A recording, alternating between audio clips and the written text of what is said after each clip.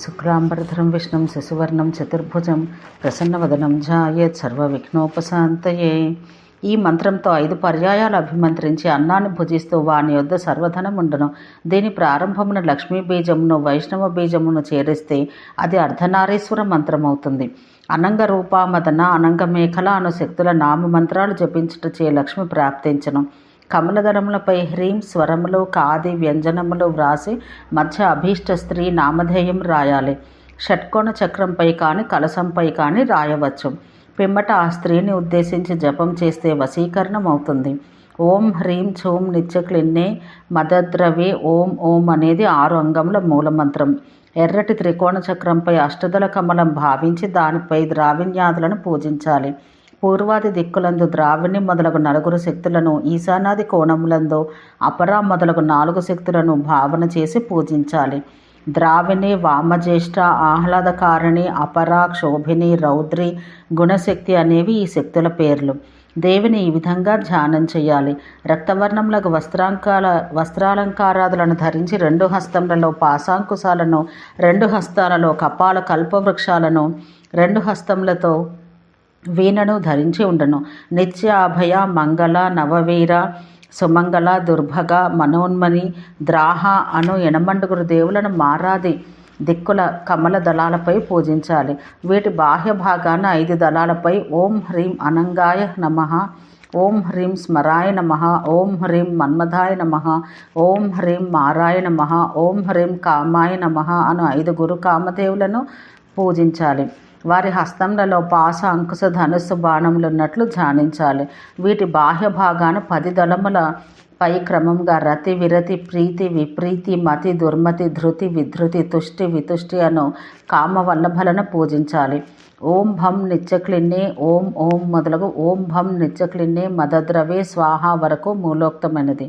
నిత్యక్లిన్న విద్యా సింహాసనంపై ఆధార శక్తిని పద్మాన్ని పూజించి దాని దళములపై హృదయాద్యంగాలను స్థాపించి పూజించి మధ్యకర్ణికపై దేవిని పూజించాలి. ఓం హ్రీం గౌరీ రుద్రదైతే యోగేశ్వరి హుంఫట్ స్వాహ ఇది గౌరీ మంత్రం.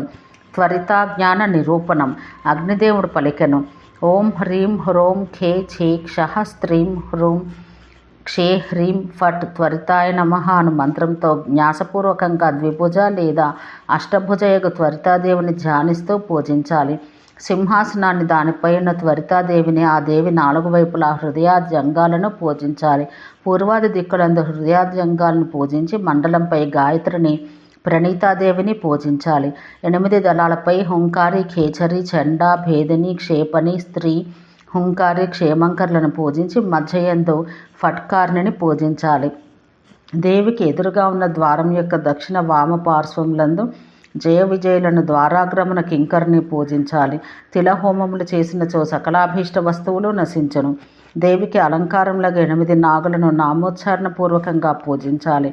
అనంతాయ నమః స్వాహ, కులికాయ నమః స్వధ, వాసుకి రాజాయ స్వాహ, శంఖపాలాయ వౌషట్, తక్షకాయ వషట్, మహాపద్మాయ నమః, కర్కోట నాగాయ స్వాహ, పద్మాయ నమః ఫట్ ఇవి నాగపూజా మంత్రాలు. 10 నిలువు రేఖలు 10 అడ్డరేఖలు గీస్తే 81 పదములు ఏర్పడును. ఇది నిగ్రహ చక్రం. దీన్ని వస్త్రంపై కానీ వేదికపై కానీ భూర్జ వృక్ష త్వక్కుపై కానీ శిలాపట్టంపై కానీ ఎష్టికలపై కానీ రాయవచ్చు. మధ్యవర్తి కోష్టమందు పేరు రాయాలి. దాని పార్శ్వభాగాన పూర్వాది దిక్కులందు 4 పట్టికలపై భ్రూం శ్రూం భ్రూం హ్రూం అను 4 బీజములు రాసి ఈశానాది కోణములందు లోపలి వైపున కాళరాత్రి మంత్రం రాసి వెలుపల వైపున యమరాజ మంత్రం రాయాలి. కాళీ మారా మొదలు అక్షర వరకు మూలోక్తమైనది. కాళీ మంత్రం యమావాట మొదలు రీటట వరకు ఉన్న మూలోక్త మంత్రం యమమంత్రం. యమమంత్రం వెలుపల నలువైపులా రం రాసి దాని కింద యం రాయాలి. దీనిచే మారణాత్మక నిగ్రహ మంత్రం ఏర్పడును.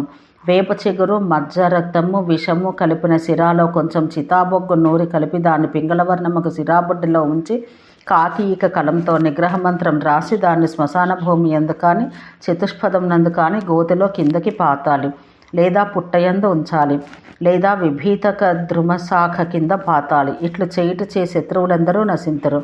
శుక్లపక్షాన భూర్జపత్రం నందును నేలపైనను గోడపైనను లాక్షారసంతో కానీ కుంకుమతో కానీ కడికా చందనంతో కానీ అనుగ్రహ చక్రం రాయాలి. మధ్యకోష్టంన వ్యక్తి పేరు ఠం ఠం అను అక్షరములు మధ్య రాసి పూర్వాది వీధియందు జూమ్ నహ వషట్ అనేది రాసి ఈశాన్యంతో ప్రారంభించి వీధిని వెడుస్తూ ఆగ్నేయం పర్యంతం లక్ష్మీ మంత్రం రాయాలి. ఇది పై 4 పంక్తులందు పూర్తియగును. కింది 4 పంక్తుల్లో అన్నింటికంటేనూ కిందనున్న నైరుతి కోణస్థ కోష్టమందు ప్రారంభించి కుడి పంక్తి తర్వాత పై పంక్తి కూడా ఎడమ నుండి కుడికి రాయాలి. ఈ విధంగా 4 పంక్తుల్లో లక్ష్మీ మంత్రం పూర్తియగును. శ్రీసా మొదలు జ్ఞేయ వరకును మూలోక్తమగనది లక్ష్మీ మంత్రం. చక్ర బహిర్భాగాన నలువైపులా త్వరిత మంత్రం ప్రతి దిక్కునందును ఒక పర్యాయం చొప్పున రాయాలి. ఈ చతురస్ర చక్రాన్ని గోళ్ల రేఖతో అది కలశంలోనికి వెళ్ళినట్లు చుట్టి కలశం కింద ఒక కమలం ఏర్పరిచి దానిపై కమలం స్థాపించాలి. కమలంపై స్థాపించిన పద్మచక్రాన్ని రాసి దాన్ని ధరిస్తే మృత్యువు తొలగును, స్వర్గం లభించును. అది శాంతి సాధనమునకు కూడా ఉపయోగించును, సౌభాగ్యాదులను ఇచ్చును. 11 నిలువు రేఖలు 11 అడ్డగీతలు గీసి కూడా 21 కోష్టములు ఏర్పరిచి మధ్య కోష్టమందు పేరు రాయాలి. ఈశాన్య కోష్టంతో ప్రారంభించి ప్రదక్షిణ క్రమాన 12 పర్యాయాలు త్వరిత విద్యాక్షరాలను హ్రీం విడిచి రాయాలి.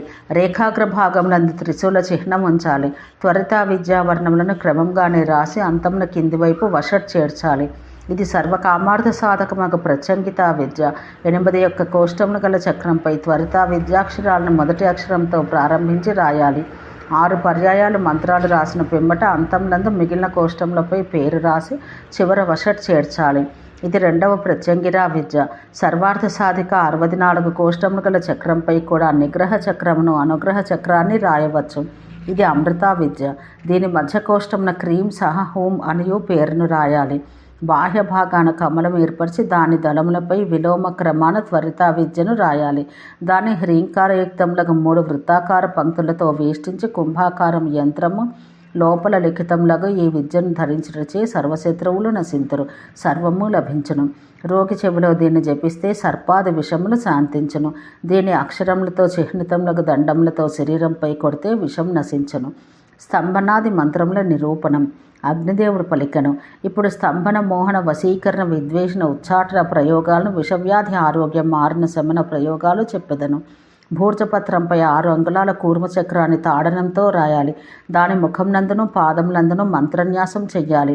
పాదములందు క్రీం, ముఖంనందు హ్రీం, గర్భస్థానమున త్వరిత విద్యను రాసి పృష్ఠభాగాన సాధ్యనామం రాయాలి. మాలామంత్రములతో వేష్టితం చేసి ఆ యంత్రాన్ని ఇటుకపై స్థాపించి దాన్ని కప్పి కూర్మపీఠం నందున్న కరాల మంత్రంతో అభిమంత్రించాలి. మహాకూర్మాన్ని పూజించి శత్రువును ఉద్దేశించి చర్మోదకమును చిమ్మి శత్రువును స్మరిస్తూ వాణ్ణి 7 పర్యాయములు ఎడమపాదంతో తన్నాలి. అప్పుడు శత్రువుకు ముఖభాగ స్తంభనం కలుగును. భైరవమూర్తి రాసి దాని నలువైపులా ఓం శత్రుముఖ మొదలు స్వాహా వరకు ఉన్న మూలోక్త మంత్రం రాయాలి. పిదప ఫట్టనియు ప్రయోగోద్దేశము రాసి ఆ మంత్రం జపిస్తూ భైరవుని వామహస్తమున సగమును దక్షిణహస్తమున శూలమును రాసి అఘోర మంత్రం రాయాలి. దీనివల్ల యుద్ధమందు శత్రువులు స్తంభితులగుదురు. ఓం నమో భగవత్యై మొదలు స్వాహా వరకు ఉన్న మూలోక్త మంత్రం జపిస్తూ గోరోజనాధికంతో తిలకం ధరిస్తే మానవుడు సమస్త జగత్తును మోహింపచేయును. ఓం ఫేం మొదలు స్వాహా వరకు ఉన్న మూలోక్త మంత్రంతో తిలకం ధరించిన వాడు రాజాదులను వశం చేసుకొనును. గర్ధబధువులు తీసుకుని శవంపై వేసిన పువ్వుల స్త్రీ రజోయుక్త వస్త్రఖండం తీసుకుని రాత్రి శత్రువు శయ్యాదులపై విసిరితే స్వజన విద్వేషం కలుగును. ఆవు డెక్క, కొమ్ము, గుర్రపు డెక్క, సర్పశిరస్సు వాటి నూరి కలిపి శత్రువు ఇంటిపై వేస్తే వారి ఉచ్చాటనం కలుగును. పచ్చని కరవీర శిఫ మారణ ప్రయోగమందు ఉపయుక్తమైనది. సర్పము, రక్తము, చుంచు రక్తము, కరవీర బీజము మారణ సాధకములు. చచ్చిన తొండ, తుమ్మెద, పీత, తేలు వీటిని చూర్ణం చేసి తైలంలో వేసి ఆ తైలాన్ని శరీరానికి పూస్తే కుష్ఠరోగం కలుగును. ఓం నవగ్రహాయ మొదలు స్వాహా వరకు ఉన్న మూలోక్త మంత్రాన్ని భూర్జపత్రంపై కానీ నవగ్రహ ప్రతిమపై కానీ రాసి 100 జిల్లేడు పువ్వులతో పూజించి ఆ యంత్రాన్ని శ్మశానాన పాతితే గ్రహములు శత్రువును నశింపచేయును. ఓం కుంజరి మొదలవు గృహణత వరకు ఉన్న మూలోక్త మంత్రాన్ని భూర్జపత్రంపై రాసి శత్రుపద స్థానంన శత్రునామం రాసి శ్మశానమందు ఆ యంత్రం పూజిస్తే శత్రువు నశించును. నానామంత్ర నిరూపణం. అగ్నిదేవుడు పలికెను. ముందు హోం ఉంచి పిదప ఖేచ చేర్చి పిదప క్షహ స్త్రీం హోం క్షే రాసి చివర ఫట్ చేర్చాలి. ఇది విషసర్పాదులను తొలగించును, అన్ని కార్యాలను సిద్ధింపచేయును. ఖేచ చే అనేది కాలదష్టునికి జీవనం ఇచ్చే మంత్రం. ఓం హుం ఖే క్షహ ఈ మంత్రం విషమును శత్రువులను నశింపచేయును. స్త్రీం హుంఫట్ ఈ మంత్రం ప్రయోగం పాపరోగాదులను తొలగించును. ఖేచా అను ప్రయోగం విఘ్నాలను దుష్టులను శవింపచేయును. హుం స్త్రీం ఓం ఖే ఓం అను మంత్రం స్త్రీ మొదలగు వారిని వశం చేయును. ఖే స్త్రీం ఖే అనేది వశంను విజయంను కలిగించును. ఐం హ్రీం మొదలు హ్రీం ఐం శ్రాం అను కుబ్జికా విద్య సర్వార్థ సాధకం. ఇప్పుడు శివుడు స్కందునికి ఉపదేశించిన మంత్రాలు వర్ణించెదను. ఓం శాంతి శాంతి శాంతి.